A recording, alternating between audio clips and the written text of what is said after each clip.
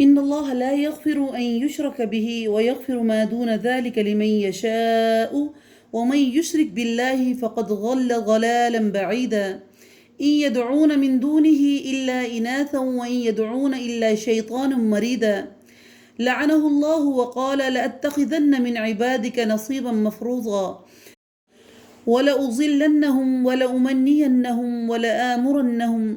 فليبتكن آذان الأنعام ولآمرنهم فليغيرن خلق الله ومن يتخذ الشيطان وليا من دون الله فقد خسر خسرانا مبينا يعدهم ويمنيهم وما يعدهم الشيطان إلا غرورا أولئك مأواهم جهنم ولا يجدون عنها محيصا والذين آمنوا وعملوا الصالحات سندخلهم جنات تجري من تحتها الأنهار خالدين فيها أبدا وعد الله حقا ومن أصدق من الله قيلا ليس بأمانيكم ولا أماني أهل الكتاب من يعمل سوءا يجزى به ولا يجد له من دون الله وليا ولا نصيرا ومن يعمل من الصالحات من ذكر أو أنثى وهو مؤمن فأولئك يدخلون الجنة ولا يظلمون نقيرا ومن أحسن دينا ممن أسلم وجهه لله وهو محسن واتبع ملة إبراهيم حنيفا واتخذ الله إبراهيم خليلا ولله ما في السماوات وما في الأرض وكان الله بكل شيء محيطا اسے اللہ تعالیٰ قطعاً نہیں بخشے گا کہ اس کے ساتھ کسی کو شریک مقرر کیا جائے۔ ہاں، شرک کے علاوہ گناہ جس کے چاہے گا وہ معاف فرما دیتا ہے، اور اللہ کے ساتھ شریک کرنے والا بہت دور کی گمراہی میں جا پڑا ہے۔ إِن يَدْعُونَ مِن دُونِهِ إِلَّا إِنَاثًا، یہ تو اللہ تعالیٰ کو چھوڑ کر صرف عورتوں کو پکارتے ہیں، اور دراصل یہ صرف سرکش شیطان کو پوجتے ہیں۔ لعنہ اللہ، جسے اللہ نے لعنت کی ہے اور اس نے اس کا بیڑا اٹھایا ہے کہ اے اللہ میں تیرے بندوں میں سے مقرر شدہ حصہ لے کر رہوں گا۔ وَلَأُضِلَّنَّهُمْ، اور انہیں راہ سے بھٹکاتا رہوں گا، باطل امیدیں دلاتا رہوں گا، انہیں سکھاؤں گا کہ جانوروں کے کان چیر دیں، اور انہیں کہوں گا کہ اللہ تعالیٰ کی بنائی ہوئی صورتوں کو بگاڑ دیں۔ سنو، جو شخص اللہ کو چھوڑ کر شیطان کو اپنا دوست بنائے گا وہ بالکل نقصان میں چلا جائے گا۔ یعدہم ویمنیہم، شیطان انسان سے زبانی وعدے کرتا ہے اور اس کو سبز باغ دکھاتا ہے، مگر یاد رکھو شیطان کے جو وعدے ان سے ہیں وہ سراسر فریب ہیں۔ اولئک مأواہم جہنم، یہ وہ لوگ ہیں جن کی جگہ جہنم ہے، جہاں سے انہیں کبھی بھی چھٹکارا نہیں ملے گا۔ والذین آمنوا وعملوا الصالحات، اور جو لوگ ایمان لائیں اور بھلے کام کریں ہم انہیں ان کی جنتوں میں لے جائیں گے جس کے نیچے چشمے جاری ہیں، جہاں یہ ہمیشہ ہمیشہ رہیں گے۔ یہ ہے اللہ کا وعدہ، جو اللہ کا وعدہ وہ سراسر سچا ہے، اور کون ہے جو اپنی بات میں اللہ سے زیادہ سچا ہو۔ لیس بِأَمَانِيِّكُمْ، اللہ کہہ رہے ہیں اصل میں جو صورتحال ہے وہ نہ تو تمہاری آرزوؤں کے مطابق ہے نہ اہل کتاب کی آرزوؤں کے مطابق ہے۔ یاد رکھو جو کوئی برا کرے گا اس کی سزا پائے گا، اور اس کا کوئی مددگار نہیں ہوگا اللہ کے پاس، اور نہ کوئی ان کا دوست ہوگا۔ وَمَن يَعْمَلْ مِنَ الصَّالِحَاتِ مِن ذَكَرٍ أَوْ أُنثَىٰ وَهُوَ مُؤْمِنٌ، اور جو ایمان والا ہو، مرد ہو یا عورت ہو، وہ نیک اعمال کرے، یقیناً ایسے لوگ جنت میں جائیں گے۔ کھجور کی گٹھلی کے شگاف کے برابر بھی ان کا حق نہیں مارا جائے گا۔ وَمَنْ أَحْسَنُ دِينًا مِمَّنْ أَسْلَمَ وَجْهَهُ لِلَّهِ، اور باعتبار دین کے اس سے اچھا کون ہے جو اپنے آپ کو اللہ کے تابع کر دے اور نیکوکاروں میں سے بن جائے، یکسو ہو کے دین ابراہیم کی پیروی کرے، اور ابراہیم علیہ السلام نے اللہ تعالیٰ کو اپنا دوست بنایا تھا۔ وَلِلَّهِ مَا فِي السَّمَاوَاتِ وَمَا فِي الْأَرْضِ، آسمان اور زمینوں میں جو کچھ ہے یہ سب اللہ ہی کے لیے ہے، اور اللہ تعالیٰ ہر چیز کو گھیرنے والا ہے۔ اللہ نے اس آیت میں کہا ہے، اناث کا ذکر کیا ہے کہ جو لوگ اللہ کو چھوڑ کر صرف عورتوں کو پکارتے ہیں۔ اناث وہ بت ہیں جن کے نام مؤنث تھے، جیسے لات، منات، عزا، اور یہ دوسرا یہ فرشتوں کو اللہ کی بیٹیاں کہتے تھے، اور فرشتوں کو اللہ کی بیٹیاں سمجھ کر ان کی عبادت کرتے تھے۔ اللہ نے یہاں اس چیز کو بھی وضاحت کی ہے کہ یہ لوگ جو اللہ کو چھوڑ کر بیٹیوں کو پوجتے ہیں، اصل میں یہ عورتوں کو نہیں پکارتے بلکہ یہ شیطان کی پوجا کر رہے ہیں، اور اللہ نے اگلی آیت میں ان کے اوپر لعنت کی ہے کہ ان کے اوپر اللہ کی لعنت ہے ان کے اس عمل کی وجہ سے۔ پھر دوسری چیز جو شیطان نے اللہ رب العزت سے کہا تھا کہ میں تیرے بندوں کو تیرے رستے سے بہکاتا رہوں گا، انہیں باطل کی امیدیں دلاتا رہوں گا اور انہیں جانوروں کے کان چیرنے کے اوپر آمادہ کروں گا، یہ سکھاؤں گا کہ جانوروں کے کان کس طرح چیرے جاتے ہیں۔ یعنی اس سے چیرنے سے کیا مراد ہے کہ اللہ کی تخلیق کو بدلنا، کان وغیرہ چیرنا، سوراخ کرنا، اس کے علاوہ کئی صورتیں ہیں۔ مثلا اللہ تعالیٰ نے چاند، سورج، پتھر اور آگ وغیرہ اشیاء جو ہیں مختلف مقاصد کے لیے بنائی ہے، لیکن مشرکین نے اس کے مقصد تخلیق کو بدل کر ان کو اپنا رب بنا لیا۔ وہ چاند کی پوجا کرنا شروع کر دی، سورج کی پوجا کرنا شروع کر دی، یا اس میں کوئی تبدیلی کر دی، اور اسی تبدیلی میں مردوں کی نسل بندی کر کے، اسی طرح عورتوں کے آپریشن کر کے انہیں اولاد پیدا کرنے کی صلاحیت سے محروم کر دینا، میک اپ کے نام پر ابروؤں کے بال اکھاڑنا، اپنی صورتوں کو مسخ کرنا، خوبصورتی کے نام پر اپنی جو سرجری کرانا کہ ہم خوبصورت بن جائیں گے، اللہ کی بنائی چیز کو تبدیل کرنا، یہ سب شیطانی کام ہے جس سے بچنا ضروری ہے۔ البتہ جانوروں کے لیے ان کو خصی کرنا، اس میں کوئی قباحت نہیں ہے، اس سے ان کا گوشت زیادہ بہتر ہو سکے یا ان کا کوئی صحیح مقصد ہو تو جائز ہے۔ اس کی تائید اس سے بھی ہوتی ہے کہ نبی کرم صلی اللہ علیہ وسلم نے خصی جانور قربانی میں ذبح فرمائے، اگر جانور کو خصی کرنے کا جواز نہ ہوتا تو اللہ کے رسول ان کی قربانی نہ کرتے۔ وَيَسْتَفْتُونَكَ فِي النِّسَاءِ قُلِ اللَّهُ يُفْتِيكُمْ فِيهِنَّ وَمَا يُتْلَى عَلَيْكُمْ فِي الْكِتَابِ فِي يَتَامَى النِّسَاءِ اللَّاتِي لَا تُؤْتُونَهُنَّ مَا كُتِبَ لَهُنَّ وَتَرْغَبُونَ أَن تَنكِحُوهُنَّ وَالْمُسْتَضْعَفِينَ مِنَ الْوِلْدَانِ وَأَن تَقُومُوا لِلْيَتَامَى بِالْقِسْطِ وَمَا تَفْعَلُوا مِنْ خَيْرٍ فَإِنَّ اللَّهَ كَانَ بِهِ عَلِيمًا وَإِنِ امْرَأَةٌ خَافَتْ مِنْ بَعْلِهَا نُشُوزًا أَوْ إِعْرَاضًا فَلَا جُنَاحَ عَلَيْهِمَا أَن يُصْلِحَا بَيْنَهُمَا صُلْحًا وَالصُّلْحُ خَيْرٌ وَأُحْضِرَتِ الْأَنْفُسُ الشُّحَّ وَإِن تُحْسِنُوا وَتَتَّقُوا فَإِنَّ اللَّهَ كَانَ بِمَا تَعْمَلُونَ خَبِيرًا وَلَن تَسْتَطِيعُوا أَن تَعْدِلُوا بَيْنَ النِّسَاءِ وَلَوْ حَرَصْتُمْ فَلَا تَمِيلُوا كُلَّ الْمَيْلِ فَتَذَرُوهَا كَالْمُعَلَّقَةِ وَإِن تُصْلِحُوا وَتَتَّقُوا فَإِنَّ اللَّهَ كَانَ غَفُورًا رَحِيمًا وَإِن يَتَفَرَّقَا يُغْنِ اللَّهُ كُلًّا مِّن سَعَتِهِ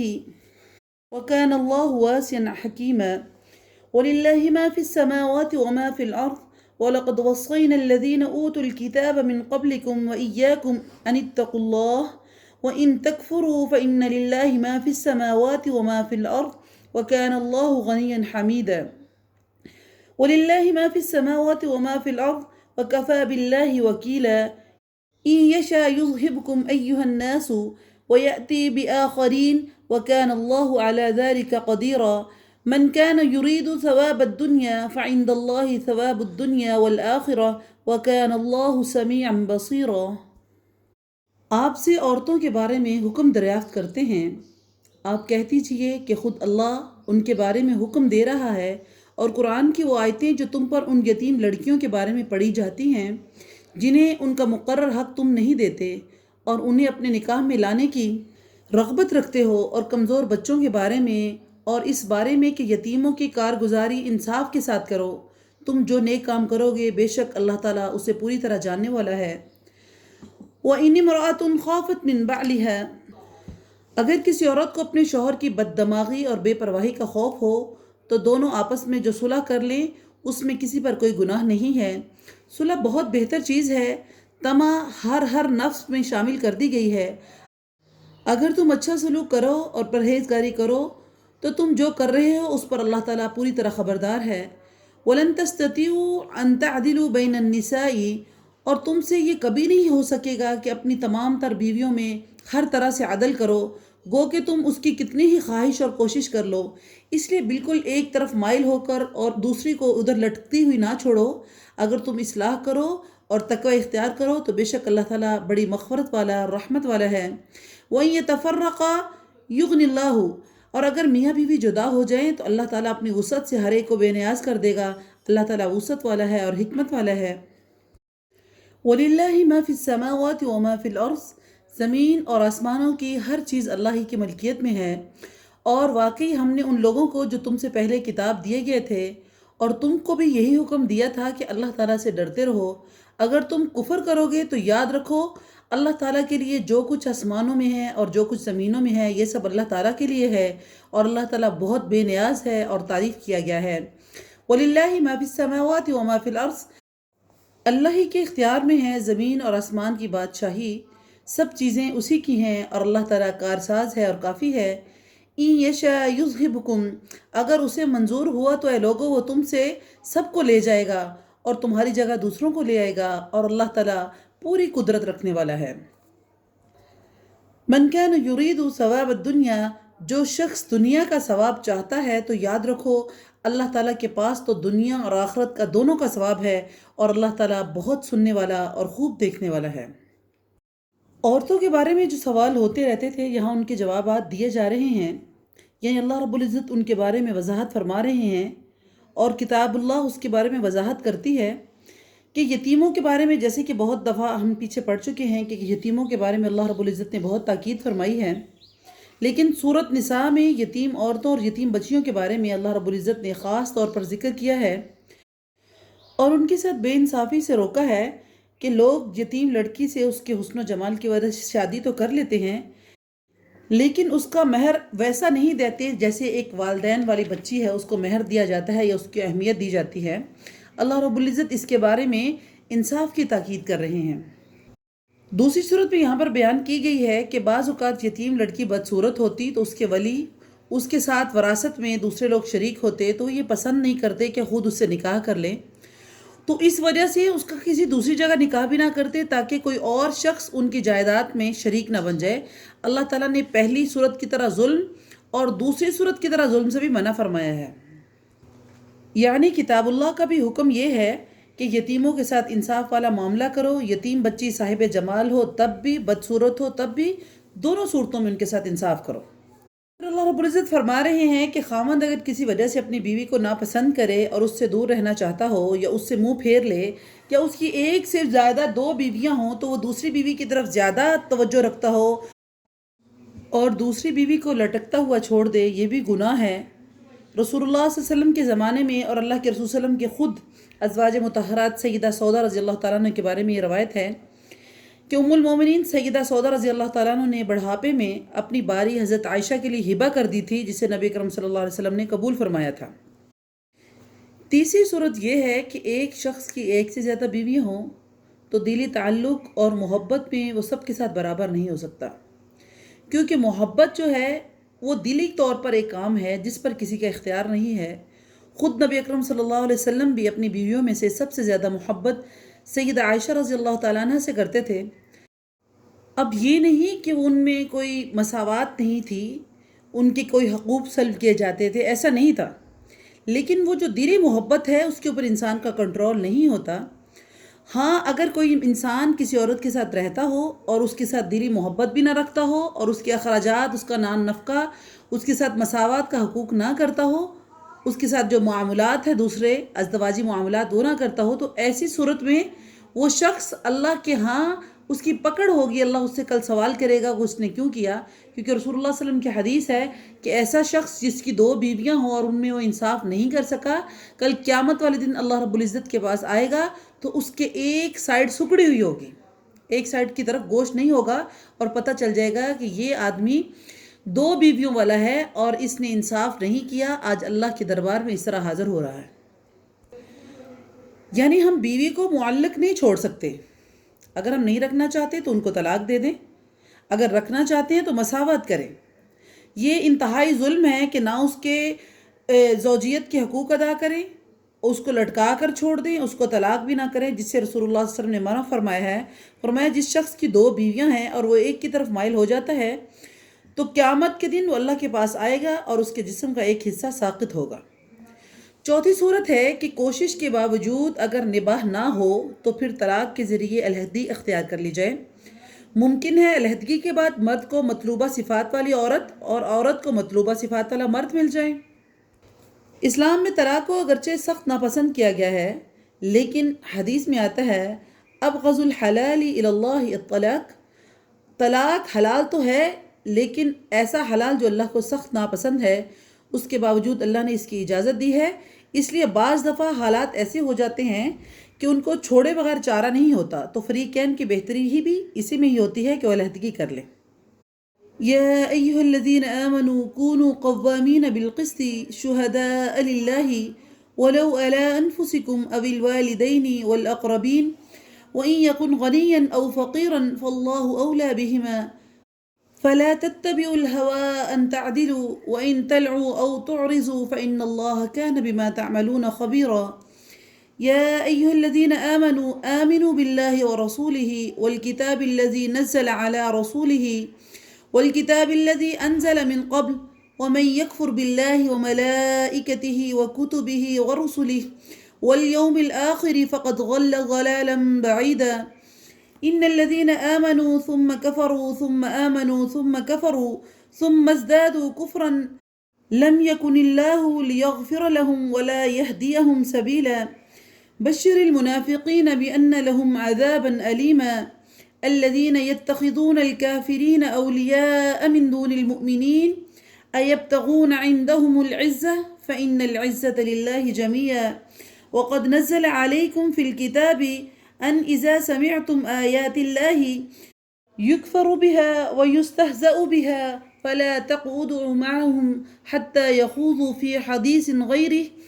إنكم إذا مثلهم إن الله جامع المنافقين والكافرين في جهنم جميعا الذين يتربصون بكم فإن كان لكم فتح من الله قالوا ألم نكن معكم وإن كان للكافرين نصيب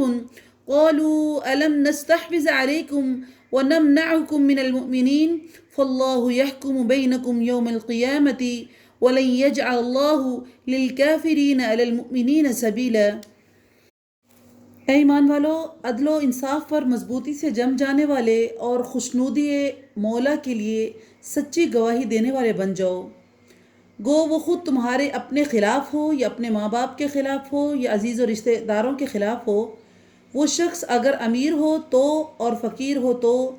دونوں کے ساتھ اللہ کو زیادہ تعلق ہے، اس لیے تم خواہش نفس کے پیچھے پڑ کر انصاف کو چھوڑ نہ دینا، اور اگر تم نے کجروی کی، کوئی غلط بیانی کی یا معاملے سے پہلو تہی کی تو جان لو جو کچھ تم کرو گے اللہ تعالیٰ اس سے پوری طرح باخبر ہے۔ یعنی اللہ تعالیٰ فرما رہے ہیں کہ اگر انصاف کی عزت میں تمہارے والدین، قریبی رشتہ دار بھی آ جائیں تب بھی تم پرواہ مت کرو، اور اپنی اور ان کی رعایت کے مقابلے میں عدل کے تقاضوں کو اہمیت دو۔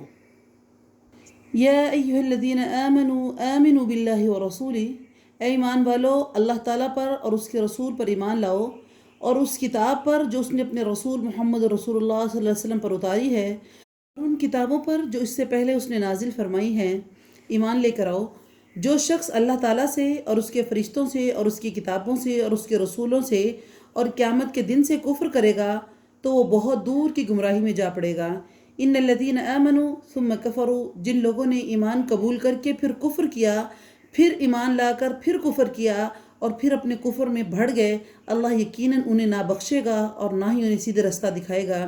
بشر المنافقین، ایسے لوگوں کو اللہ نے منافق کہا ہے، اس لیے اللہ نے کہا بشر المنافقین، منافقوں کو خوشخبری دے دیجئے، اس بات کی خبر پہنچا دیجئے کہ ان کے لیے دردناک عذاب ہے۔ الذین یتخذون الکافرین اولیاء من دون المؤمنین، یہ وہ لوگ ہیں جن کی حالت یہ ہے کہ مسلمانوں کو چھوڑ کر کافروں کو دوست بناتے پھرتے ہیں۔ کیا ان کے پاس عزت کی تلاش میں جاتے ہیں؟ تو یاد رکھیں عزت تو ساری کی ساری اللہ کے قبضہ میں ہے۔ وَقَدْ نَزَّلَ عَلَيْكُمْ فِي الْكِتَابِ، اور اللہ تعالیٰ تمہارے پاس اپنی کتاب میں یہ حکم اتار چکا ہے کہ تم جب کسی مجلس والوں کو اللہ تعالیٰ کی آیتوں کے ساتھ کفر کرتے اور مذاق اڑاتے ہوئے سنو تو اس مجمع میں ان کے ساتھ نہ بیٹھو جب تک کہ وہ اس کے علاوہ باتیں نہ کرنے لگیں، ورنہ تم بھی اس وقت انہی جیسے ہو۔ یقیناً اللہ تعالیٰ تمام کافروں اور تمام منافقوں کو جہنم میں جمع کرنے والا ہے۔ الذین یتربصون بکم، یہ لوگ تمہارے انجام کا انتظار کرتے رہتے ہیں، پھر اگر تمہیں اللہ فتح دے دے تو یہ کہتے ہیں کہ کیا ہم تمہارے ساتھی نہیں، اور اگر کافروں کو تھوڑا سا غلبہ مل جائے تو ان سے کہتے ہیں کہ ہم تم پر غالب نہ آنے لگے تھے، اور کیا ہم نے تمہیں مسلمانوں کے ہاتھ سے نہ بچایا تھا۔ بس اللہ رب العزت قیامت میں خود ان کے درمیان فیصلہ کرے گا، اور اللہ تعالیٰ کافروں کو ایمان والوں پر ہرگز رستہ نہیں دے گا۔ یاد رکھیں عدل جس معاشرے میں بھی ہوگا وہاں امن، سکون اور اللہ تعالیٰ کی طرف سے رحمتوں کا نزول ہوگا۔ صحابہ کرام نے اس نقطے کو سمجھ لیا تھا، اسی لیے حضرت عبداللہ بن رواحہ کے بارے میں آتا ہے کہ رسول اللہ صلی اللہ علیہ وسلم نے انہیں خیبر کے یہودیوں کے پاس بھیجا کہ وہاں کے پھلوں اور فصلوں کا تخمینہ لگا کے آئیں۔ یہودیوں نے انہیں رشوت کی پیشکش کی تاکہ وہ کچھ نرمی سے کام لیں۔ انہوں نے کہا، اللہ کی قسم،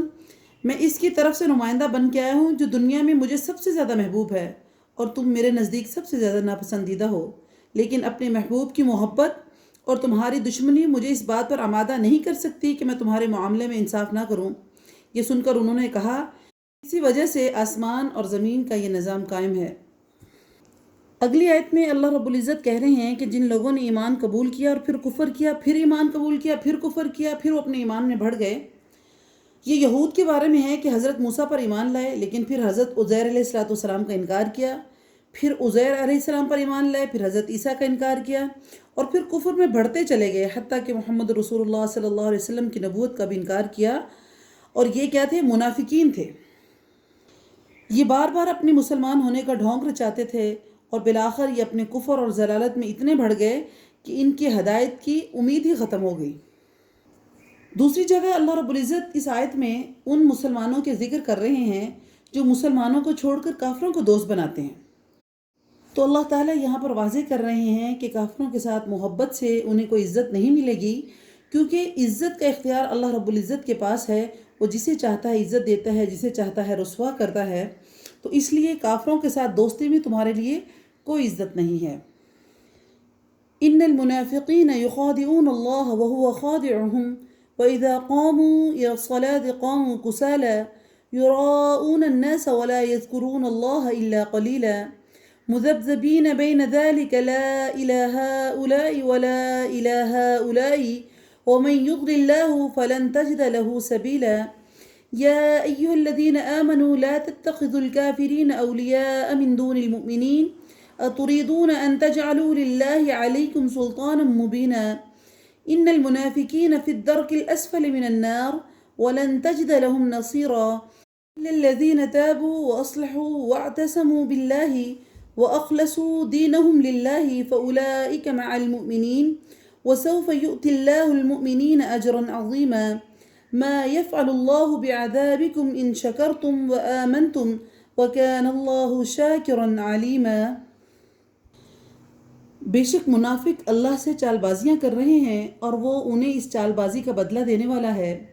اور جب نماز کے لیے کھڑے ہوتے ہیں تو بڑی سستی کے ساتھ کھڑے ہوتے ہیں، صرف لوگوں کو دکھاتے ہیں، اور یاد الہی تو ان کے پاس برائے نام سے ہی ہوتی ہے۔ مذبذبین بین ذلک، وہ درمیان میں ہی معلق ڈگمگا رہے ہیں، نہ پورے اس طرف ہیں نہ پورے دوسری طرف ہیں، اور جسے اللہ تعالیٰ گمراہی میں ڈال دے اسے کوئی ہدایت نہیں دے سکتا۔ یا ایہا الذین آمنوا لا تتخذوا الکافرین اولیاء من دون المؤمنین، اے ایمان والو، مومنوں کو چھوڑ کر کافروں کو دوست نہ بناؤ۔ کیا تم یہ چاہتے ہو کہ اپنے اوپر اللہ تعالیٰ کی صاف دلیل قائم کر لو؟ ان المنافقین فی الدرک الاسفل من النار، کیونکہ منافق تو جہنم کے سب سے نچلے گڑھے میں ہوں گے اور ان کا وہاں کوئی بھی دوست نہیں ہوگا۔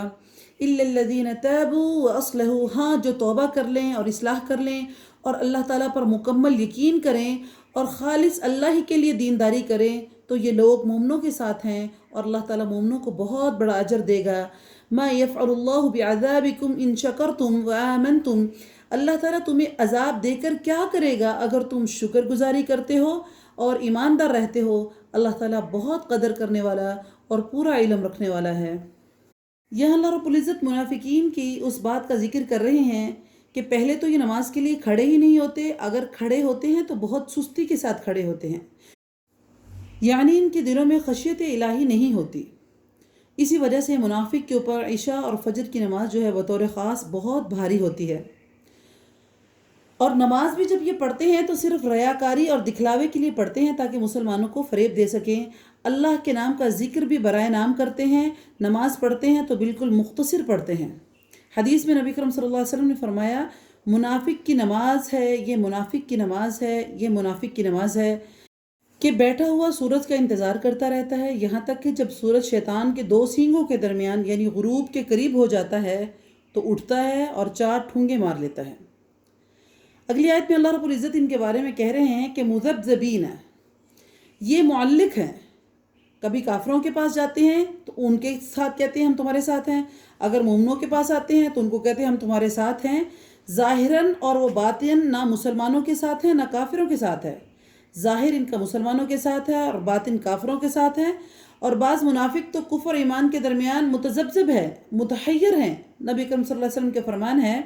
کہ منافق کی مثال اس بکری کی طرح ہے جو جفتی کے لیے دو ریوڑوں کے درمیان متردد رہتی ہے، یعنی کہ بکرے کی تلاش میں کبھی ایک ریوڑ کی طرف جاتی ہے کبھی دوسرے ریوڑ کی طرف جاتی ہے۔ اس آیت میں یا ایھا الذین آمنوا، اے ایمان والو، مومنوں کو چھوڑ کر کافروں کو دوست نہ بناؤ۔ اللہ تعالیٰ نے تمہیں کافروں سے دوستی سے منع کیا ہے۔ اگر تم ان سے دوستی کرو گے اس کا مطلب ہے تم اللہ کو یہ دلیل مہیا کر رہے ہو کہ وہ تمہیں سزا دے سکے۔ تو اس لیے ہمیں کافروں سے دوستی نہیں کرنا چاہیے تاکہ اللہ کی حکم عدولی بھی نہ ہو اور اللہ کی نافرمانی بھی نہ ہو۔ پھر اللہ رب العزت کہہ رہے ہیں کہ منافق جہنم کے سب سے نچلے درجے میں ہوں گے، اور جہنم کا سب سے نچلا طبقہ حاویہ ہے، اللہ تعالیٰ ہمیں اس سے بچائیں۔ اور آخر میں اللہ رب العزت نے کہا ہے کہ وہ لوگ جو شکر گزاری کرتے ہیں، اللہ کے حکم کے مطابق زندگی گزارتے ہیں، برائیوں سے بچتے ہیں، نیک عمل کرتے ہیں، گویا وہ اللہ تعالیٰ کی نعمتوں کا عملی شکر کر رہے ہیں۔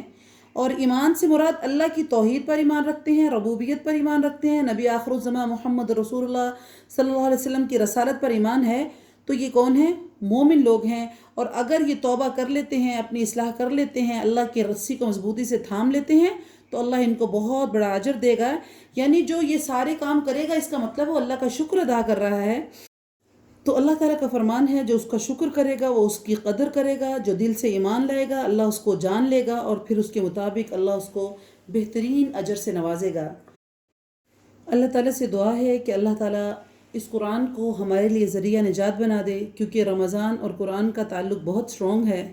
اللہ تعالیٰ ہمیں قرآن کو سمجھ کر پڑھنے کی توفیق عطا فرمائے اور اس پر عمل کرنے کی توفیق عطا فرمائے۔ اقول قولی ھذا استغفر اللہ لی ولکم ولسائر المسلمین وما علی الا البلاغ المبین۔ السلام علیکم ورحمۃ اللہ وبرکاتہ۔